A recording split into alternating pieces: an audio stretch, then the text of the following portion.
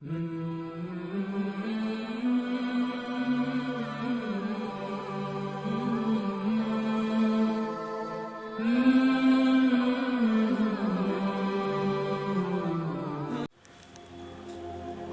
وہی ہے جو رات میں تمہیں وفا دیتا ہے اور دن کو جو کچھ تم کرتے ہو اسے جانتا ہے، پھر تمہیں اٹھا دیتا ہے اس میں تاکہ مقررہ مدت پوری ہو جائے، پھر اسی کی طرف تمہاری واپسی ہے، پھر وہ تمہیں باخبر کر دے گا اس سے جو تم کرتے رہے ہو، اور وہ غالب ہے اپنے بندوں کے اوپر، اور وہ تمہارے اوپر نگراں بھیجتا ہے، یہاں تک کہ تم میں سے کسی کی موت کا وقت آ جاتا ہے، تمہارے بھیجے ہوئے فرشتے اس کی روح قبض کر لیتے ہیں اور وہ کوتاہی نہیں کرتے، پھر سب اللہ اپنے مالک حقیقی کی طرف واپس لائے جائیں گے۔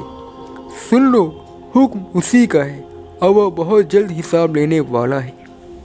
کہو، کون تمہیں نجات دیتا ہے خشکی اور سمندر کی تاریکیوں سے؟ تم اسے پکارتے ہو عاجزی سے اور چپکے چپکے کہ اگر خدا نے ہمیں نجات دے دی اس مصیبت سے تو ہم اس کے شکر گزار بندوں میں سے بن جائیں گے۔ کہو، خدا ہی تمہیں نجات دیتا ہے اس سے اور ہر تکلیف سے، پھر بھی تم شرک کرنے لگتے ہو۔ کہو، خدا قادر ہے اس پر کہ تم پر کوئی عذاب بھیج دے، تمہارے اوپر سے اور تمہارے پیروں کے نیچے سے، یا تمہیں گروہ گروہ کر کے ایک کو دوسرے کی طاقت کا مزہ چکھا دے۔ دیکھو ہم کس طرح دلائل مختلف پہلوؤں سے بیان کرتے ہیں تاکہ وہ سمجھیں، اور تمہاری قوم نے اسے جھٹلا دیا ہے حالانکہ وہ حق ہے۔ کہو، میں تمہارے اوپر داروغہ نہیں ہوں، ہر خبر کے لیے ایک وقت مقرر ہے اور تم جلد ہی جان لو گے۔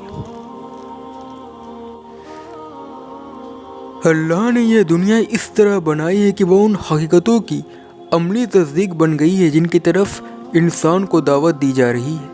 اگر آدمی اپنی آنکھوں کو بند نہ کرے اور اپنی عقل پر بناوٹی پردے نہ ڈالے تو پوری کائنات اسے قرآن کی فکری دعوت کا عملی مظاہرہ دکھائی دے گی۔ درخت کے تنے میں شاخ نکلتی ہے اور شاخ میں پتے، مگر دونوں کے جوڑوں میں فرق ہوتا ہے، جیسا کہ بنانے والے کو معلوم ہے کہ شاخ کو اپنے تنے سے جڑا رہنا ہے اور پتے کو الگ ہو کر گر جانا ہے۔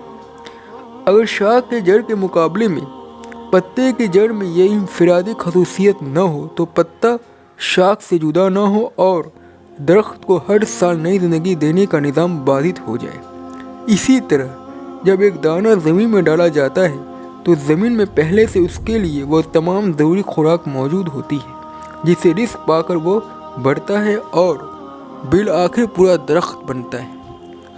اب کیسے ممکن ہے کہ جو اللہ پتا اور دانہ تک کے احوال سے باخبر ہو وہ انسانوں کے احوال سے بے خبر ہو جائے؟ ہماری زمین ساری کائنات میں ایک انوکھا واقعہ ہے۔ یہاں کا نظام فینٹاسٹک روپ سے انسان جیسی ایک مخلوق کے انوکول بنایا گیا ہے۔ زمین کے اندر ایک بڑا حصہ آگ ہے مگر وہ پھٹ نہیں پڑتا۔ سورج انتہائی صحیح حساب فاصلے پر ہے، وہ اس سے نہ دور جاتا ہے اور نہ قریب ہوتا ہے۔ آدمی کو ہر وقت ہوا اور پانی کی ضرورت ہے، چنانچہ ہوا کو گیس کی شکل میں ہر جگہ پھیلا دیا گیا ہے اور پانی کو ترل روپ میں زمین نے نیچے رکھ دیا گیا ہے۔ اس قسم کے بے شمار انتظامات ہیں جنہیں زمین پر مسلسل برقرار رکھا جاتا ہے۔ اگر ان میں معمولی فرق آ جائے تو انسان کے لیے زمین پر زندگی گزارنا ناممکن ہو جائے۔ نیند بڑی عجیب چیز ہے۔ آدمی چلتا پھرتا ہے، وہ دیکھتا اور بولتا ہے، مگر جب وہ سوتا ہے تو اس کے تمام حواس اس طرح معطل ہو جاتے ہیں جیسے زندگی اس سے نکل گئی ہو۔ اس کے بعد وہ نیند پوری کر کے اٹھتا ہے تو وہ پھر ویسا ہی انسان ہوتا ہے جیسا کہ وہ پہلے تھا، وہ جیسا زندگی اور موت کی تمثیل ہے۔ یہ معاملہ ہمارے لیے اس بات کو قابل فہم بنا دیتا ہے کہ آدمی اس طرح مرے گا اور کس طرح وہ دوبارہ زندہ ہوگا کھڑا ہو جائے گا۔ یہ واقعات ثابت کرتے ہیں کہ سارے انسان اللہ کے اختیار میں اور وہ وقت آنے والا ہے جبکہ اللہ اپنے اختیار کے مطابق ان کا فیصلہ کرے۔ انسان کو اس دنیا میں جتنی مصیبتیں پیش آتی ہیں اتنی کسی بھی دوسرے جاندار کو پیش نہیں آتی۔ ایسا اس لیے ہوتا ہے تاکہ آدمی پر ایسے حالات طاری کیے جائیں جبکہ اس کے اندر سے تمام مصنوعی خیالات ختم ہو جائیں اور آدمی اپنی اصلی فطرت کو دیکھ سکے۔ चुनांचे जब भी आदमी पर कोई कड़ी मुसीबत पड़ती है तो वो यकसी होकर अल्लाह को पुकारने लगता है। उस वक्त उसके जहन से तमाम बनावटी पर्दे हट जाते हैं। वो जान लेता है कि इस दुनिया में इंसान तमाम तर आजिज़ है और सारी कुदरत सिर्फ अल्लाह को हासिल है। मगर जैसे ही मुसीबत के हालात ख़त्म होते हैं वह बदस्तूर गफलत का शिकार होकर वैसा ही बन जाता है जैसा कि वह पहले था। शिर्क की असली हकीकत अल्लाह के सिवा किसी दूसरे चीज़ पर एतमाद करना है और तौहीद यह है कि आदमी का सारा एतमाद अल्लाह पर हो जाए। शिर्क की एक सूरत वह है जो बूतों और दूसरे पूजियों की पूजा के रूप में पेश आती है, मगर शिर्क के बजाय नाशुक्री का रवैया इख्तियार करना भी शिर्क है। शिर्क की ज़्यादा आम सूरत यह है कि आदमी खुद अपने को बुत बना ले, वो अपने आप पर एतमाद करने लगे।